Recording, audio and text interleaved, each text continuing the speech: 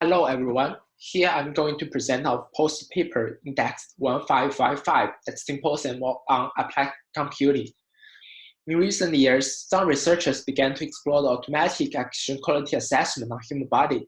However, there are two existing issues. First, for those post-based methods, they mostly do not establish a consistent one-to-one matching between the extracted features and the corresponding physical parts. For example, sometimes when the angle of camera changes a bit, the left and right legs of the person on the image are messed up. Second, computational efficiency is not considered seriously.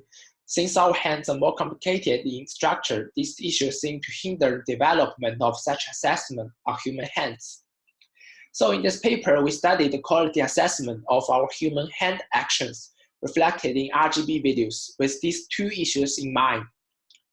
Our method can be divided into two parts: estimating and organizing the special hand poses in video, and then assessing the temporal representation of these hand poses. So for the first part, we first segment out the regions of hands with bounding box. The network is trained on equal hands dataset. Then, using the architecture of convolution pose machine, we can infer the 2D coordinates of the hand joints from a key point score map. With such 2D score map, our next step lifts it up to 3 dimensions and obtains the relative and normalized 3D coordinates of hand joints. Until now, we have got the rough hand poses.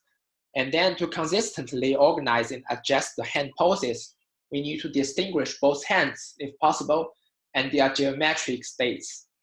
The relative location of person's forearms is utilized to conclude whether the camera is in an egotistic view or observer's view. In the first case, left hand is placed in left and the right hand is placed in right, and vice versa for the observer's view. Then, after distinguish two hands, we can define 4 geometric states further: the fist back, the fist front, open back, and open front. We convert hand segments into HSV color space and use color values, parameters, and area to distinguish these states. Then comes the second assessment part. We leverage 3 models to predict performance levels for experimental comparison. First one is the one-layer long short-term memory, and second is support vector classifier of discrete cosine transform. And then the third is the support vector classifier of discrete Fourier transform. Moreover, we derived the gradient flow along the LSTM time chain. The maximum gradient at each time step actually indicates the joint that needs the improvement most. And in the experiment, we contribute our origami video dataset with 144 videos and 3 level labels.